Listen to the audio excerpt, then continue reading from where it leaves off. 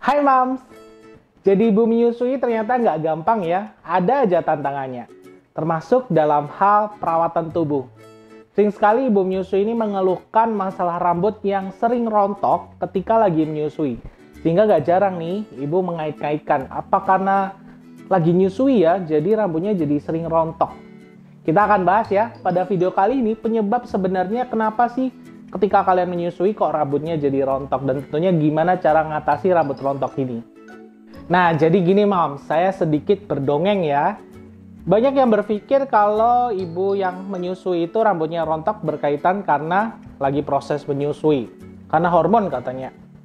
Nah, sebenarnya Mams, awal mula kenapa sih kok rambut rontok saat menyusui itu belum ada kaitan pasti. Artinya ya belum terbukti banget menyusui berhubungan dengan rambut yang rontok. Sebenarnya enggak.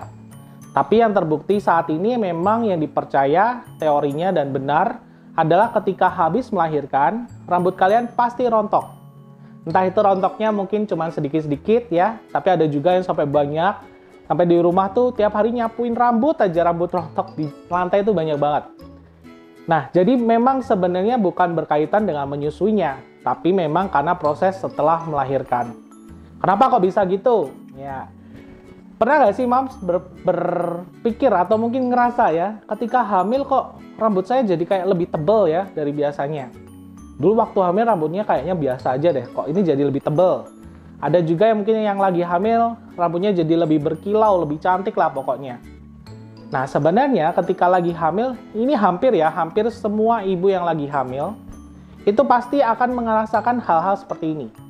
Ya, jadi rambutnya kayak lebih tebal, lebih nggak gampang rontok, segala macam lebih kuat, lebih berkilau. Jadi kayaknya kesannya lebih cantik.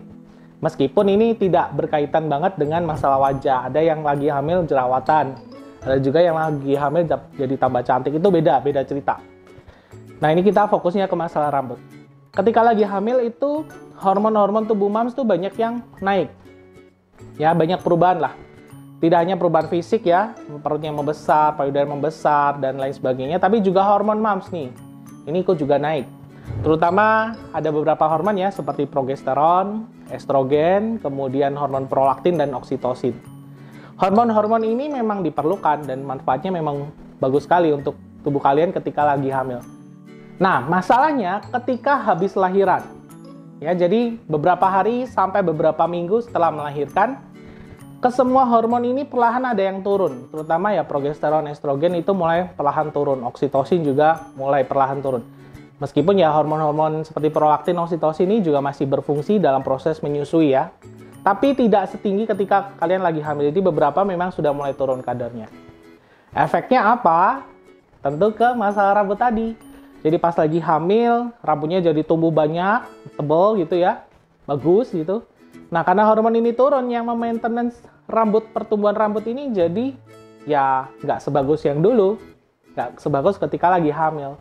Karena hormonnya mulai turun, rambut pun juga ikut bermasalah. Mulai rontok tuh rambut-rambut yang sudah tumbuh waktu hamil ya, digantikan mungkin dengan akar-akar rambut baru.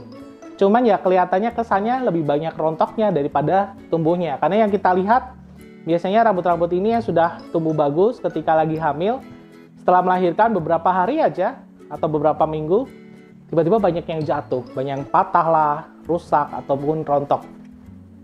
Bertepatan ya ketika kalian lagi menyusui, sehingga ya banyak sekali, nggak salah juga mengaitkan rambut rontok dengan menyusui. Padahal sih tidak pakem seperti itu. Memang yang sebenarnya yang benar, yang memang sudah tepat teorinya adalah ya karena melahirkan, jadinya rambut yang sudah tumbuh waktu hamil, yang bagus itu pada rontok. Jadi bukan berhubungan sama proses menyusuinya. Waduh dok, ini prosesnya lama nggak sih? Ada beberapa ibu yang mengalami sampai rambutnya tipis ya, bahkan ngerasa nggak pede. Kita sebut sebagai postpartum hair loss ya kondisi ini, yaitu kerontokan rambut yang terjadi setelah melahirkan. Ini adalah satu fenomena yang sebenarnya normal terjadi.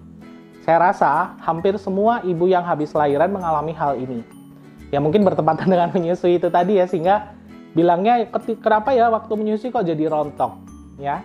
Proses ini bisa terjadi beberapa hari setelah melahirkan ya, bahkan bisa berlanjut katanya ya menurut teori sampai setahun setelah melahirkan, bahkan lebih, tergantung ya hormon masing-masing. Biasanya selama kalian proses itu, rambut-rambut yang sudah tumbuh ketika lagi hamil, yang bagus itu pada berjatuhan rontok. Tapi bukan berarti rontok aja, ya. Tetap ada akar-akar rambut baru yang tumbuh yang menggantikan rambut rontok itu tadi. Jadi sebenarnya ini tidak perlu dikhawatirkan. Ini fenomena normal aja. Cuman memang ya ada beberapa tips yang mungkin bisa kalian lakukan supaya ya memaintain dan supaya nggak rontoknya sampai berlebihan banget atau sampai akhirnya ya mohon maaf botak ya. Jangan sampai hal itu terjadi. Ada beberapa tipsnya. Tips yang pertama, tentunya karena ini adalah kondisi normal ya, fenomena normal setelah melahirkan, sebenarnya ya pertama kalian nggak usah panik dulu. Percaya bahwa ini adalah kondisi normal. Hampir semua ibu yang habis lahiran akan mengalami hal seperti ini. Meskipun hormon orang tiap-tiap bisa beda ya, tiap-tiap orang. Tapi kebanyakan mayoritas ibu setelah melahirkan yang saya temui bermasalah dengan rambut rontok ini. Itu yang pertama, jadi jangan panik dulu. Yang kedua adalah lakukan treatment rambut secara berkala, tapi jangan juga berlebihan. Berlebihan dalam artian mungkin sampai kerimbat berkali-kali dalam sebulan mungkin ya, atau habis mandi langsung dikeringin, di hair dryer, kemudian dicatok-catok ya, di warna-warna. Nggak ada yang salah dengan hal itu ya. Kalian perlu juga melakukan perawatan. Tapi karena kalau misalkan hal ini dilakukan berlebihan, itu justru bisa memperparah kondisi rontok rambut kalian. Balik lagi ya, rontok rambut yang terjadi ini karena rambut yang waktu hamil pada jatuh, pada sudah gugur lah istilahnya ya. Gugur di medan perang. Jadi beberapa memang sudah mulai jatuh, mulai rontok. Ini normal. Jadi ketika kita lakukan apapun pada rambut kita, ada yang malah memperparah kondisi ini. Jadi cukup kalian mungkin lakukan treatment ya, cukup dengan shampoo ya, dengan hair tonic. Lebih bagus lagi kalau kalian pilih shampoo hair tonic yang bisa memicu pertumbuhan rambut baru. Jadi rambut-rambut lama yang rontok ya udahlah biarin ya, lupakan ya. Tapi kita fokus pada gimana kita numbuhin rambut yang baru. Kalau bisa sih memang memilih produk-produk khusus, shampoo atau hair tonic yang khusus fungsinya adalah mencegah kerontokan atau mempercepat pertumbuhan rambut-rambut baru itu tadi. Nah, contohnya nih, saya ada contoh yang sering saya juga rekomendasikan buat yang habis lahiran ya. Salah satunya ini adalah Ginsela. Jadi Ginsela ini adalah produk perawatan rambut, ada Ginsela yang shampoo dan juga Ginsela yang hair tonic. Fungsinya adalah untuk mencegah kerontokan yang semakin parah dan tentunya memicu pertumbuhan rambut baru. Ya, jadi beberapa produk sebenarnya cukup banyak, tapi ini adalah salah satu rekomendasi saya yang aman juga digunakan ketika lagi hamil ataupun lagi menyusui. Kenapa? Ya, pertama tentunya kita bahas dulu deh. Ini jadi ada shampoo, ada juga hair tonic. Kombinasi keduanya ini sangat bagus. Apalagi kalau dari kandungannya ini ada beberapa kandungan yang bermanfaat untuk memang kesehatan rambut. Salah satunya seperti ginseng ya.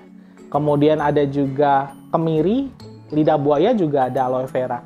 Nah, kita sudah tahu lah, kita nggak perlu, ya boleh searching-searching, tapi saya rasa kalau lidah buaya, ginseng, kemiri itu sudah dari dulu deh ya. Bahan-bahan itu secara alami memang bermanfaat untuk kesehatan rambut.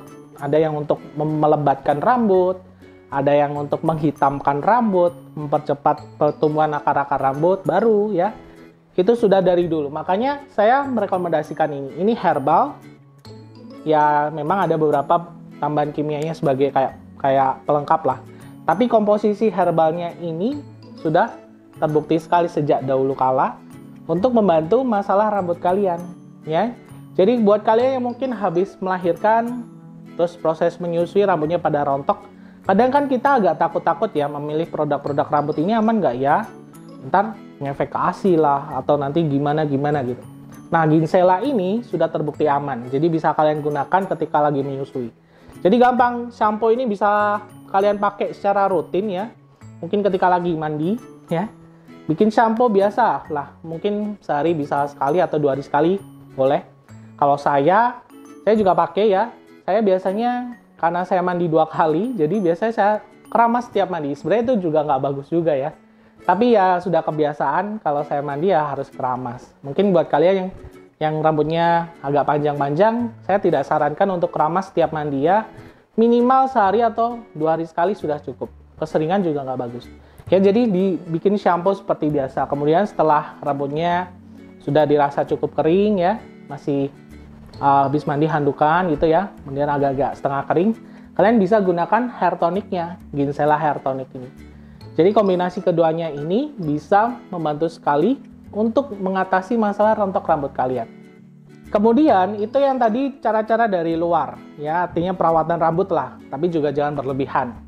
Tips yang lain adalah ya dari dalam. Coba kalian perbanyak minum air putihnya, kemudian coba makan makanan yang bernutrisi yang bagus untuk pertumbuhan rambut. Yang paling sering ya protein. Protein bisa kita dapat dari telur, dari ikan, dari ayam ya.